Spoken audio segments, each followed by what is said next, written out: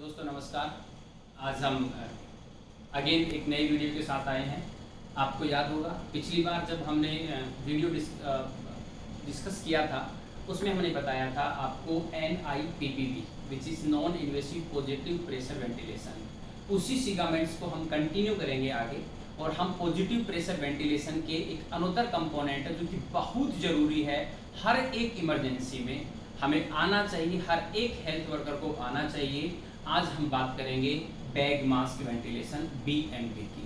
Bag mask ventilation is a basic airway management technique है कि लोगों को आना चाहिए, कैसे बैग मास्क करते हैं, कैसे उसका यूज़ है, कब यूज़ करना है, वो आना चाहिए।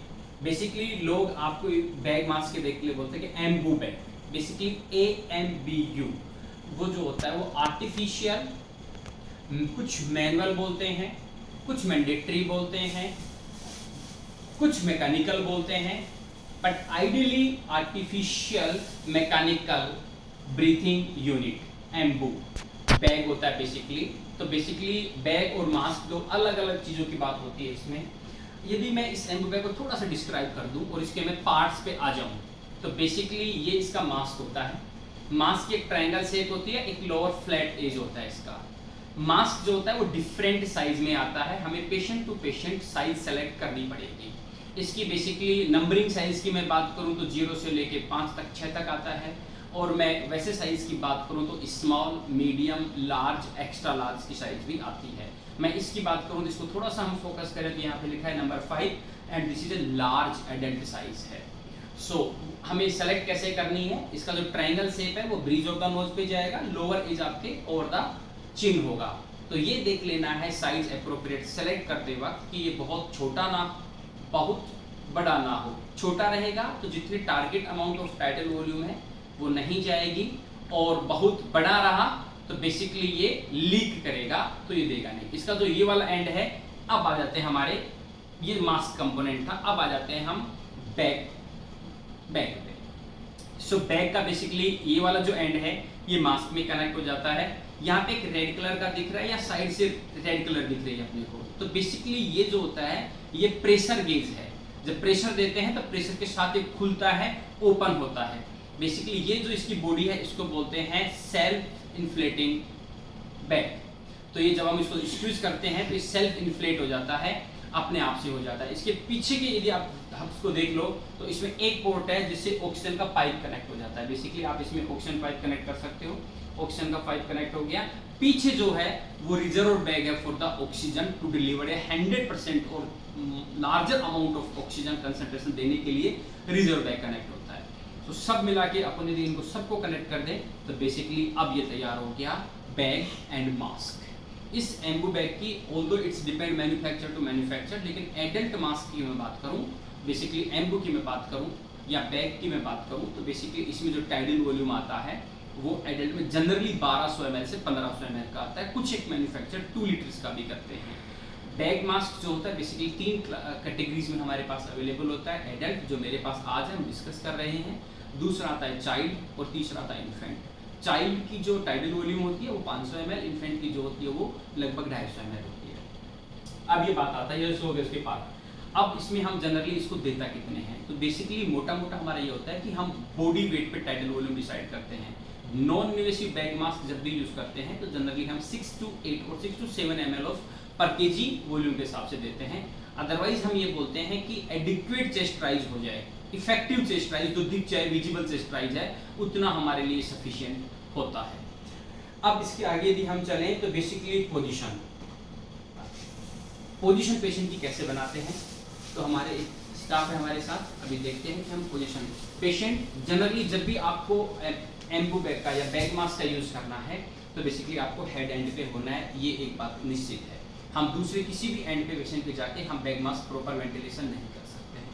उसके बाद क्या करना होता है कि पेशेंट को देखना है कि पेशेंट को कोई ट्रोमा तो नहीं है, सस्पेक्टेड सर्वाइकल इंजरी है तो जनरली हम इसको हेड टिल्ट चिन लिफ्ट नहीं करते हैं, नहीं तो हम एयरवे मैनेजमेंट के प्रोसेक्टिव से ट्रिपल मैन्यूवर बोलते हैं, जिनको बोलते हैं हेड टिल्ट चिन लिफ्ट।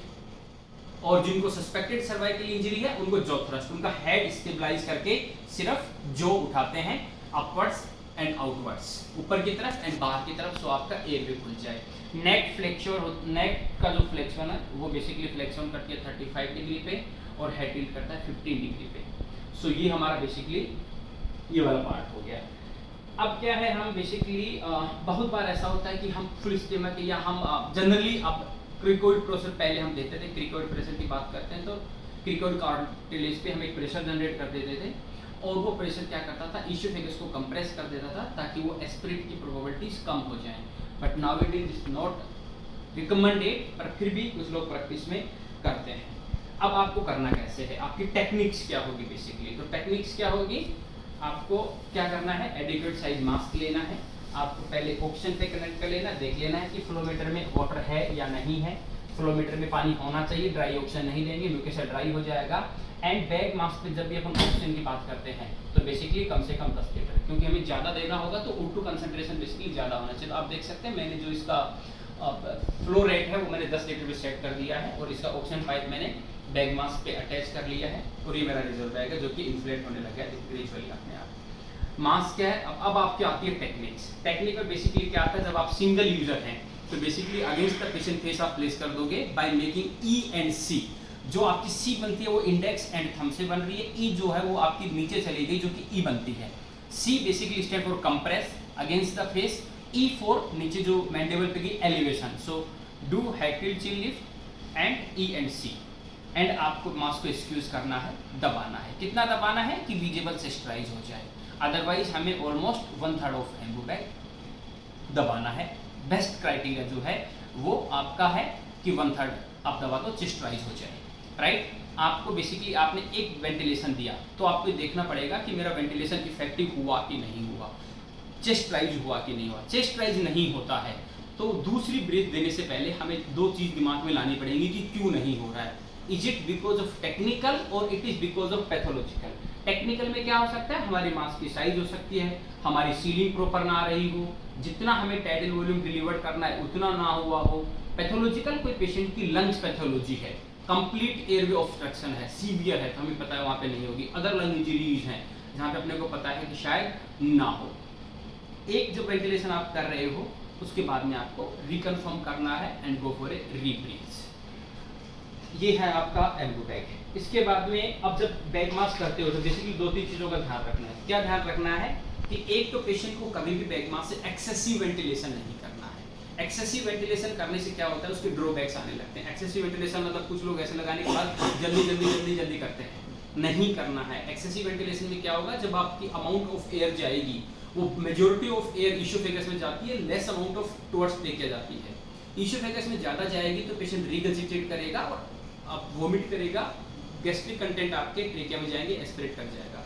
इसके अलावा क्या है, जब अमाउंट ऑफ स्टमक में जाएगी तो आपका इंट्राथोरेसिक प्रेशर बढ़ जाएगा, वेनस रिटर्न कम हो जाएगा, पेशेंट में land up in hypotension. So always avoid excessive ventilation.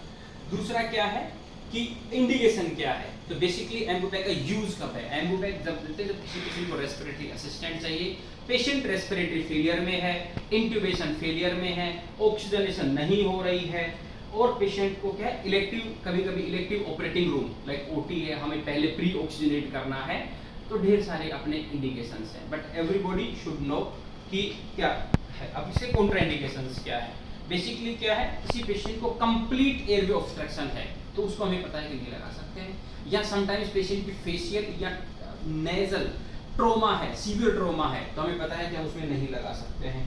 कुछ फॉरेन मटेरियल्स है जैसे गैस्ट्रिक कंटेंट है तो उसको लगाने से पहले हमें क्या करना पड़ेगा, विल टेक इट आउट। अब इसके कॉम्प्लिकेशंस क्या हो सकते हैं, तो कॉम्प्लिकेशंस एक तो मैंने ऑलरेडी डिस्कस किया है आपको कि पेशेंट को हाइपर वेंटिलेशन करने से क्या होता है। दूसरे कॉम्प्लिकेशंस क्या हो सकते हैं पेशेंट को कि यदि हम ज़्यादा अमाउंट ऑफ वॉल्यूम दे देते हैं तो वॉल्यूम ट्रोमा होता है लंग्स को, एंड ज़्यादा प्रेशर दे देते हैं सो बेसिकली प्रेशर से क्या होगा, बैरोट्रोमा होगा। सो ये कॉम्प्लिकेशंस हो सकते हैं। सो जब भी आप एम्बू बैग को यूज़ कर रहे हो केयरफुली करना है, एडिक्वेटली, टेक्निक्स अच्छी होनी चाहिए। कुछ एक एम्बू बैग जो आ रहे हैं उनमें एक पीप हमारे पास और आ रही है, पीप को हम कंट्रोल कर सकते हैं जब पेशेंट्स वेंटिलेटर हाई पीप सपोर्ट्स पे होता है और हमें पेशेंट को ट्रांसपोर्ट करना होता है तो हम वेन सर्किट या एम्बू बैग में से कोई एक चीज़ लेते हैं। ऐसे भी यदि हाई पीप पे है तो हमें इसमें पीप भी कंट्रोल कर सकते हैं और आराम से हम पेशेंट को ट्रांसपोर्ट करके लेके आ सकते हैं। So thank you so much. Will see you again with the next video. धन्यवाद।